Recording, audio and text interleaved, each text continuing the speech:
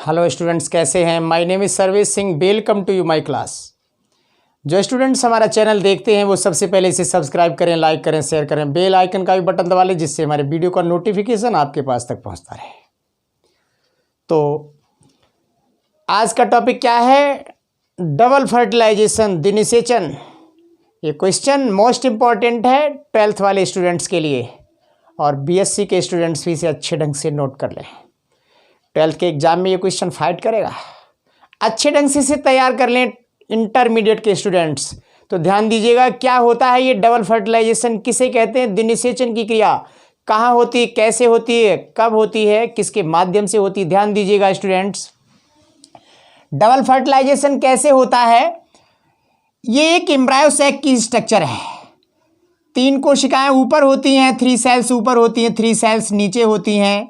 Yes, ऊपर वाले पोल पर 3 कोशिकाएं होती हैं, 3 कोशिकाएं नीचे वाले पोल पर होती हैं, और एक कोशिका मध्य में होती है डबल न्यूक्लियस वाली।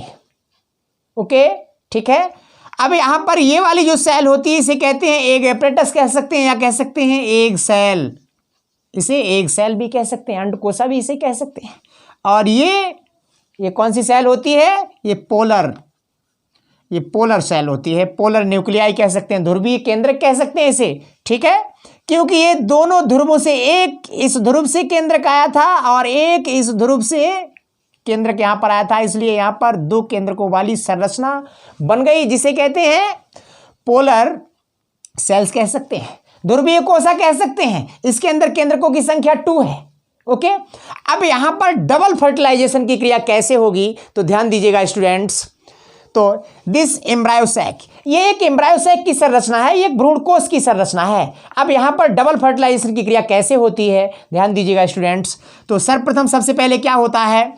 जो पोलन ग्रेन होता है, पोलन ग्रेन किसे कहा जाता है? परागकणों के लिए कहा जाता है। पोलन ग्रेन किसे कहा जाता है? परागकणों के लिए कहा जाता है, जिसे मेल गैमीट के नाम से भी जाना जाता है। दिस पोलन ग्रेन में क्या होता है? पोलन ट्यूब भी पाई जाती है। इस पोलन ट्यूब के अंदर 2 मेल न्यूक्लियस होते हैं। यस, क्या होते हैं? 2 मेल न्यूक्लियस भी होते हैं।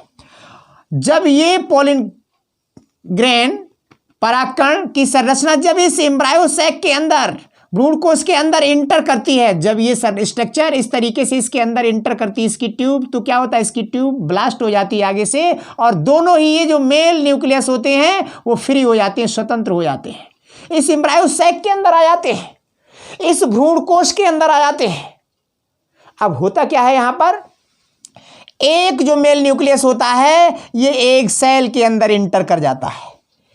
सिंगल जो न्यूक्लियस होता है, ये मेल न्यूक्लियस होता है, ये एक सेल के अंदर इंटर कर जाता है, प्रवेश कर जाता है। यहाँ पर ये एक सेल की स्ट्रक्चर फर्टिलाइज हो जाती है, निषेचित हो जाती है। ओके, और जो दूसरा बचा हुआ है ये मेल न्यूक्लियस, ये इस पोलर न्यूक्लियाई के अंदर इंटर कर जाता है, या कह सकते हैं जो पोलर सेल की होती है या ध्रुवीय कोशा जो होती है मध्य वाली, इसके अंदर ये दूसरा वाला न्यूक्लियस इसके अंदर इंटर कर जाता है, इसे भी फर्टिलाइज कर देता है। तो इस तरीके से इस एम्ब्रायो सैक के अंदर, इस भ्रूणकोश के अंदर कितनी बार फर्टिलाइजेशन हुआ है? 2 बार फर्टिलाइजेशन हुआ। एक बार तो ये एक सेल की संरचना फर्टिलाइज हो गई, निषेचित हो गई, और दूसरी बार ये पोलर न्यूक्लियाई की जो स्ट्रक्चर थी, या कह सकते हैं पोलर जो सेल थी, ध्रुवीय कोशा थी, एक बार ये फर्टिलाइज हो गई। यानी इस तरीके से इस एम्ब्रायो सैक के अंदर, भ्रूणकोश की संरचना के अंदर 2 बार फर्टिलाइजेशन हुआ। एक बार तो फर्टिलाइजेशन यहाँ पर हुआ और एक बार फर्टिलाइजेशन यहाँ पर हुआ, यानी कुल 2 बार फर्टिलाइजेशन हुआ है। इसलिए इसे क्या कहा जाता है? डबल फर्टिलाइजेशन कहा जाता है, इसे निषेचन कहा जाता है। ओके, अब इसमें होता क्या है? थोड़ा सा प्रोसेस में आपको और बता रहा हूं। इस प्रोसेस में और आगे क्या होता है? फर्टिलाइजेशन क्रिया होने के बाद में क्या होता है? यहां से तो एम्ब्रायो की संरचना का डेवलपमेंट होता है, जायगोट बनता है, फिर डेवलपमेंट होता है, फिर क्या होता है? एम्ब्रायो बनता है, फिर आगे की प्रोसेस होती है। अब जो ये वाली संरचना होती है, स्टूडेंट्स ध्यान दीजिएगा, यहीं पर स्टूडेंट्स कंफ्यूज हो जाते हैं, तो ध्यान दीजिएगा। ये जो स्ट्रक्चर होती है, ये जो संरचना फर्टिलाइज हुई थी, निषेचित हुई थी पोलर न्यूक्लियाई के अंदर, यहाँ पर 2 केंद्रक तो पहले से थे, यहाँ पर 2 केंद्रक तो यहाँ पर पहले से थे, और एक मेल न्यूक्लियस इसके अंदर और इंटर कर गया। अब यहाँ पर केंद्रकों की संख्या कितनी हो गई है? अब यहां पर न्यूक्लियस की संख्या कितनी हो गई? 3 हो गई है। इसीलिए इसे क्या कहा जाता है? इसे ट्रिपल फ्यूजन के नाम से भी जाना जाता है, त्रिसंलयन के नाम से भी इसे जाना जाता है। कहीं कहीं पर आता है कि त्रिसंलयन किसे कहा जाता है, त्रिसंलयन किसे कहते हैं, ट्रिपल फ्यूजन किसे कहा जाता है? तो यहां पर जब 3 न्यूक्लियस कंजुगेट हो जाते हैं, इकट्ठे हो जाते हैं और 3 न्यूक्लियस से मिलकर के एक संरचना बनती है, तो यहां पर ये ट्रिपल फ्यूजन की क्रिया होती है, जिसे त्रिसंलयन के नाम से जाना जाता है। इस तरीके से भी इंटरमीडिएट पूछा जाता है कि त्रिसंलयन क्या है।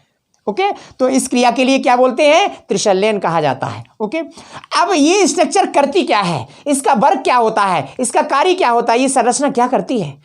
ये संरचना एंडोस्पर्म का निर्माण करती है। इस संरचना के अंदर टिश्यू ग्रोथ करेगा, वृद्धि होगी, कोशिकाओं का विभाजन लगातार होगा। विभाजन होने के बाद में यहां से बनता क्या है? इस संरचना से किसका डेवलपमेंट होता है? एंडोस्पर्म की संरचना बनती है। क्या बनती है? एंडोस्पर्म।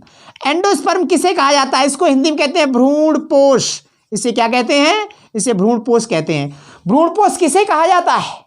यानी इस स्ट्रक्चर के अंदर जब ये डेवलपमेंट होगा, इसके अंदर जायगोट बनेगा, डेवलप करेगी ये स्ट्रक्चर, तो यहां पर भ्रूण का विकास होगा, भ्रूण का निर्माण होगा। अब भ्रूण के लिए अब भ्रूणपोष किसे कहते हैं? इस संरचना से भ्रूणपोष का निर्माण होता है। अब ये संरचना क्या करेगी? यहां पर इसका अर्थ निकालें तो क्या निकलता है? यहां पर भ्रूण पोष, एंडोस्पर्म से इंग्लिश में कहा जाता है। भ्रूण मीन्स क्या होता है? भ्रूण। पोष मीन्स क्या होता है? पोषण देने वाली। यानी ये एक ऐसी स्ट्रक्चर होती है, एक ऐसी संरचना होती है जो भ्रूण को पोषण प्रदान करती है, जो एम्ब्रायो को न्यूट्रिशन प्रोवाइड कराती है। इस स्ट्रक्चर के लिए क्या कहते हैं? एंडोस्पर्म कहते हैं, या फिर उसे भ्रूणपोष कहा जाता है। तो इस तरीके से भ्रूणपोष की संरचना के माध्यम से इसे न्यूट्रिशन मिलता है, पोषण मिलता है, जिससे ये संरचना ग्रोथ करती है, डेवलप करती है, नेक्स्ट आगे वाले स्टेज में कन्वर्ट होती है। तो इस तरीके से सेल के अंदर, एम्ब्रायो सैक के अंदर डबल फर्टिलाइजेशन की क्रिया भी होती है, ट्रिपल फ्यूजन की क्रिया भी होती है, एंडोस्पर्म का भी निर्माण इसी के माध्यम से हो जाता है, जिसे भ्रूणपोष कहा जाता है। तो जो स्टूडेंट्स हमारे चैनल देखते हैं वो सबसे पहले इसे सब्सक्राइब करें, लाइक करें, शेयर करें, बेल आइकन का भी बटन दबा लें, जिससे हमारे वीडियो का नोटिफिकेशन आपके पास तक पहुंचता रहे। Thank you.